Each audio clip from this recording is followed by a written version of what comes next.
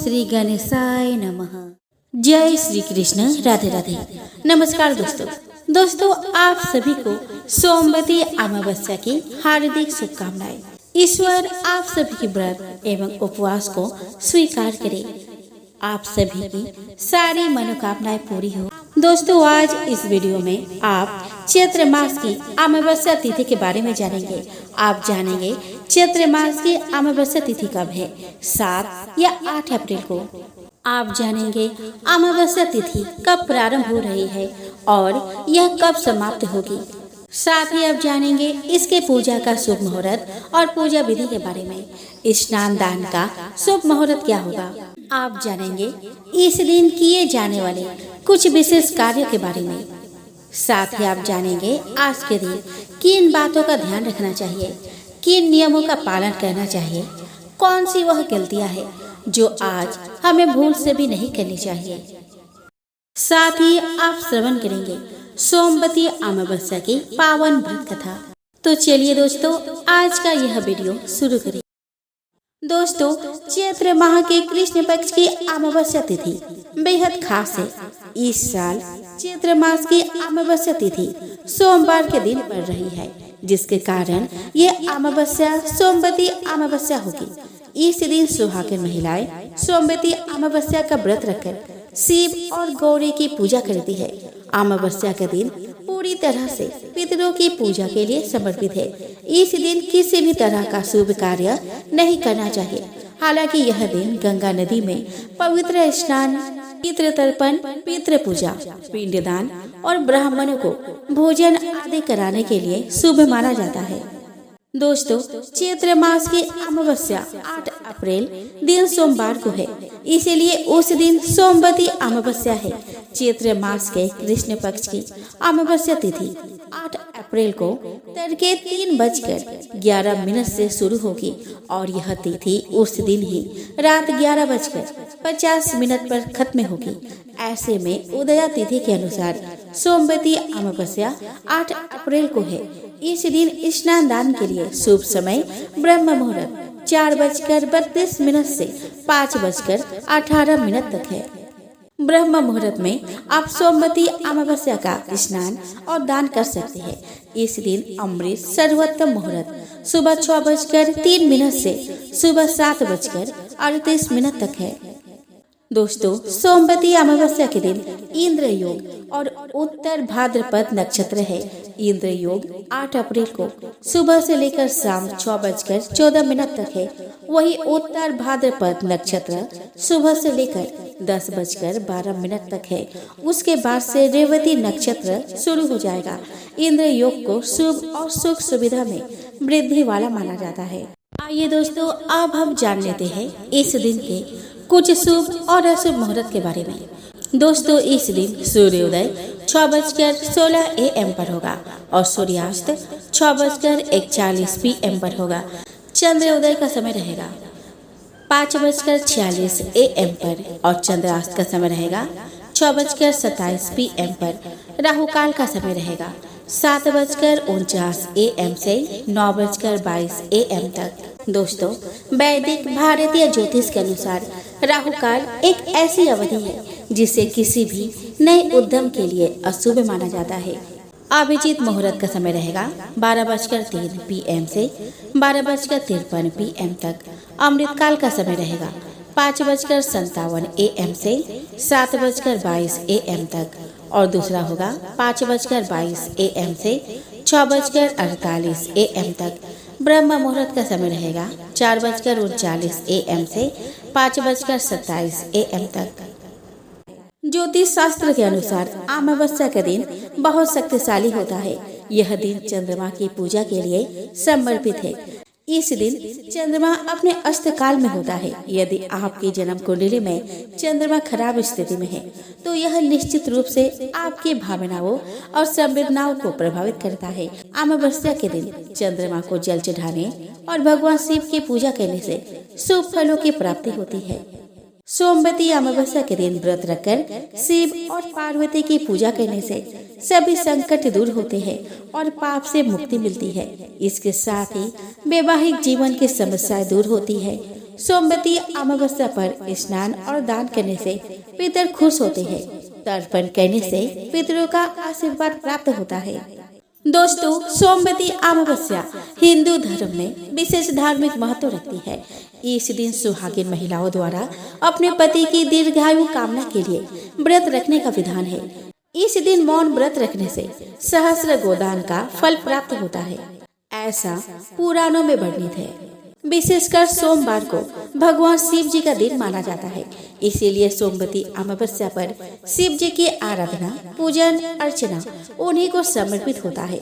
इसीलिए सुहागिन महिलाएं पति की दीर्घायु की कामना करते हुए पीपल के वृक्ष में शिव जी का वास मानकर उसकी पूजा और परिक्रमा करती है। पुराणों के अनुसार सोमवती अमावस्या पर स्नान दान करने का भी परंपरा है।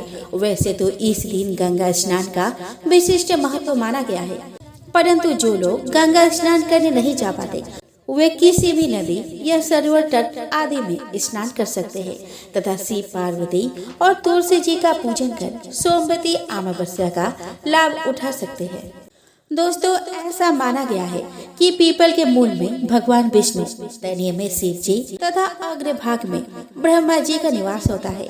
अतः इस दिन पीपल के पूजन से सौभाग्य की वृद्धि होती है। सोमवती अमावस्या के दिन पीपल की परिक्रमा करने का विधान है। उसके बाद गरीबों को भोजन कराया जाता है। सोमवती अमावस्या के दिन की यह भी मान्यता है कि इस दिन पितरों को जल देने से उन्हें तृप्ति मिलती है। महाभारत काल से ही पितृ विसर्जन की अमावस्या, विशेषकर सोमवती अमावस्या पर तीर्थ स्थलों पर पिंडदान करने का विशेष महत्व है। सोमवती अमावस्या के दिन 108 बार तुलसी परिक्रमा करें। सोमवती अमावस्या के दिन सूर्य नारायण को जल देने से दरिद्रता दूर होती है। जिन लोगों की पत्रिका में चंद्रमा कमजोर है, वह जातक गाय को दही और चावल खिलाए तो उन्हें मानसिक शांति प्राप्त होंगी। पर्यावरण को सम्मान देने के लिए भी सोमवती अमावस्या के दिन पीपल की वृक्ष की पूजा करने का विधान माना गया है।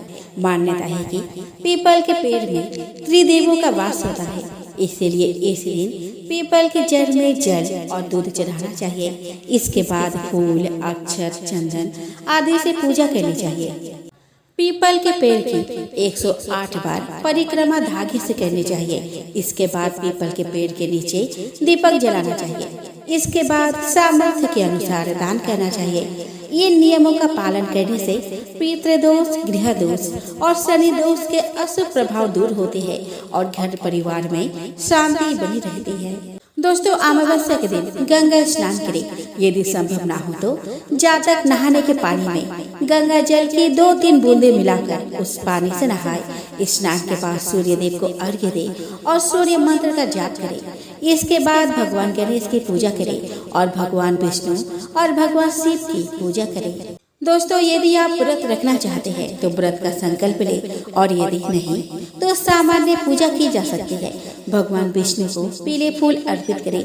देवताओं को केसर, चंदन आदि का भोग लगाए। घी का दीपक जलाए, इत्र और तिलक लगाए। इसके बाद धूप दीप जलाकर आरती करें। फिर हो सके तो परिक्रमा करनी चाहिए। इसके बाद नैवेद्य अर्पित करें। प्रसाद के रूप में चरणामृत और लड्डू या गुड़ का भोग लगाए। अपने पूर्वजों को याद करें और उनके नाम से खाने का सामान या फल बांटे। इसके बाद ब्राह्मणों को भोजन कराए। उन्हें पितरों के नाम से दान दें। शाम को दीपक जलाए और पूजा जरूर करें। आइए दोस्तों, अब हम श्रवण करें अमावस्या व्रत कथा की। दोस्तों, एक साहूकार के 7 बेटे और 7 बहुओं के साथ एक बेटी भी थी। साहूकार के घर रोज एक जोगी आता था, जिसे साहूकार की बहू भिक्षा देती थी। उस जोगी को जब साहूकार की बेटी भिक्षा देने आती तो वह उससे भिक्षा नहीं लेता था और कहता था कि तेरे भाग्य में सुहाग की जगह दुहाग लिखा है। लड़की को उस जोगी की यह बात बहुत बुरी लगती और एक दिन वह अपनी बात से रोते रोते जोगी की बात बताती है। सारी बात सुनकर माँ कहती है कि कल जब जोगी आएगा तब मैं सुनती हूँ कि वह क्या कहता है और क्यों कहता है। अगले दिन फिर जोगी आता है तो साहूकार में छिप कर बैठ जाती है और लड़की को भिक्षा देने भेजती है। जोगी उससे भिक्षा नहीं लेता और फिर वही बात दोहराता है कि तेरे भाग्य में सुहाग के बजाय दुहाग लिखा है। लड़की की माँ बाहर निकल कर आती है और जोगी से कहती है कि एक तो हम तुझे भिक्षा देते हैं और तू हमें गाली देता है। जोगी कहता है कि मैं गाली नहीं दे रहा, जो सच बात है वही कह रहा हूँ। इसके भाग्य में जो लिखा है मैं वही सच आपको बता रहा हूँ। सारी बातें सुनने पर लड़की की माँ कहती है कि जब तुझे सारी बात पता है तो इससे बचने का उपाय भी तो पता होगा, वह बता। जोगी कहता है कि 7 समुद्र पार एक धोबन रहती है जिसका नाम सोना है। वह अमावस्या का व्रत करती है। अगर वह आकर इसे फल दे दे तभी इसका दुहाग टल सकता है, अन्यथा विवाह के समय सर्प काटने से इसके पति की मृत्यु हो जाएगी। सारी बातें सुनकर माँ रोने लगी और सोना धोबिन के तलाश में निकल गई। चलते चलते रास्ते में तेज धूप पड़ रही थी, जिससे बचने के लिए वह एक पीपल के वृक्ष के नीचे बैठ गई। उसी वृक्ष पर एक गरुड़ के बच्चे अपने घोंसले में थे। एक सांप आया और गरुड़ के बच्चे को खाने के लिए लपका, लेकिन साहूकारनी ने उस सांप को मारकर बच्चों की रक्षा की। कुछ देर बाद गरुड़नी आई और सब जगह खून देखकर साहूकारनी को चोट से मारने लगी। साहूकारनी बोली कि एक तो मैंने तेरे बच्चे को सांप से बचाया और तू मुझे ही मार रही है। सारी बातें जानने पर गरुड़नी बोली कि तूने मेरे बच्चों की रक्षा की है, इसीलिए मांग जो चाहती है। साहूकारनी गरुड़नी से कहती है कि मुझे 7 समुद्र पार सोना धोबिन के यहाँ छोड़ दो, और गरुड़नी ने वैसा ही किया। साहूकारनी वहाँ पहुँच तो गई, लेकिन सोचने लगी कि इसे कैसे मनाऊं। सोना धोबिन की भी 7 बहुएं थी, लेकिन घर के काम को करने के लिए सदा आपस में ही लड़ती झगड़ती रहती थी। रात को जब सब सो जाते तो साहूकारनी आती और चुपके से सारा काम कर उजाला होने से पहले चली जाती। सारी बहुएं भी आपस में यही सोचती कि कौन सी बहू है जो सारा काम कर देती है, लेकिन एक दूसरे से पूछने की हिम्मत किसी को भी नहीं होती। काम करने के बाद सोना धोबिन ने भी देखी कि आजकल बहुएं लड़ती भी नहीं है और काम भी सारा हो जाता है। सोना धोबिन ने सारी बहुओं को बुलाया और पूछा कि आजकल तुम लड़ती भी नहीं हो और घर का सारा काम कौन करता है। बहुएं सास से झूठ कहती है कि लड़ाई करने से क्या फायदा, इसीलिए हम मिलकर काम कर लेती है। सोना धोबिन को अपने बहुओं की बात पर विश्वास नहीं होता और वह रात में जाकर वह स्वयं सच देखना चाहती है कि कौन काम करता है। रात हुई तो वह देखती है कि एक औरत चुपके से घर में घुस रही है और देखती है कि उसने घर का सारा काम कर दिया और जाने की तैयारी में है।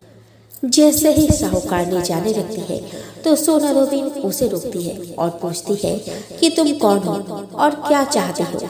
साहूकारनी कहती है कि पहले तुम वचन भरो तब बताऊंगी।